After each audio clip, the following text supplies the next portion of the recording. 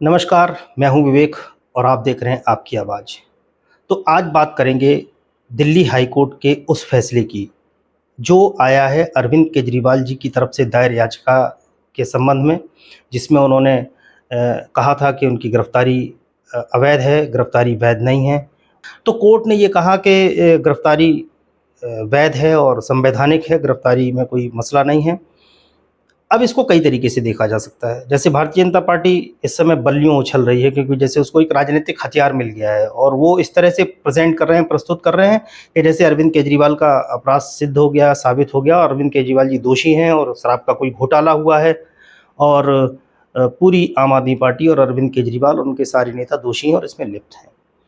दूसरी तरफ मीडिया के तमाम सारे एंकर्स या कहें कि वो सुपारी पत्रकार जो सुपारी लिए बैठे हुए हैं भारतीय जनता पार्टी की तरफ से कि वो विपक्ष को और एनडीए के जो नेता हैं बड़े-बड़े उनको बिल्कुल ख़त्म कर देंगे, उनकी छवि को ख़राब कर देंगे, राजनीतिक रूप से उनको ख़त्म करने का वो प्रयास करने में लगे रहते हैं। वो भी अपनी स्टोरी कर रहे हैं और तरह-तरह से दलील पेश कर रहे हैं और उनकी अगर आप भाषा देखें तो आपको समझ में आ जाएगा कि वो किस तरह से पूरे प्रहार करने में लगे हुए हैं।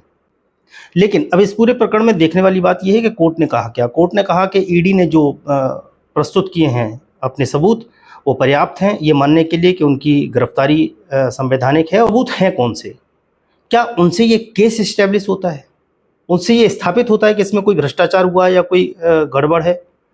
तो ईडी ने जो पेश किए हैं वो हैं गवाहों के बयान, और गवाहों के बयान जो पेश किए हैं उसमें शरत रेड्डी हों चाहे मंगूटा रेड्डी हों, तो इन लोगों के बयान पेश किए हैं और उसको कोर्ट ने इस्टेब्लिश किया। उसको कोर्ट ने कहा कि ये मान्य है और ये गवाह बनने का, किसी भी अपराधी के गवाह बनने का जो कानून है वो आज का नहीं है, वो कोई पॉलिटिकल वेंडेटा नहीं है और वो 100 साल से चलता चला आ रहा है।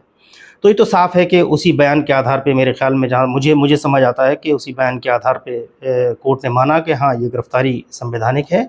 कोर्ट के सामने ये पेश किए गए सबूत, यानी कहें कि ये गवाहों के बयान पर्याप्त हैं ये मानने के लिए कि हाँ, प्रेमा फेसाई इसमें कुछ गड़बड़ है और इसकी जांच होनी चाहिए। और क्योंकि पूरे प्रकरण में कहीं कोई रिकवरी नहीं हुई, कोई मनी ट्रेल यानी पैसे के लेन-देन का कोई सबूत सामने नहीं आया, तो फिर और कौन से सबूत हो सकते हैं?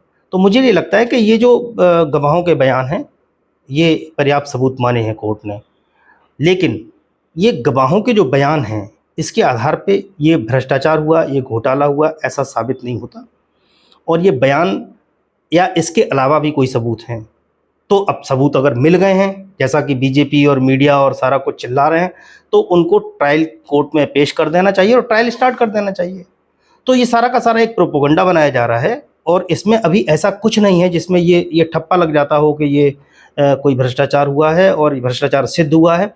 केवल ये जो जजमेंट है वो इस बात को लेकर के है कि अरविंद केजरीवाल जी की गिरफ्तारी संवैधानिक थी या असंवैधानिक थी और किसी की भी गिरफ्तारी हो सकती है।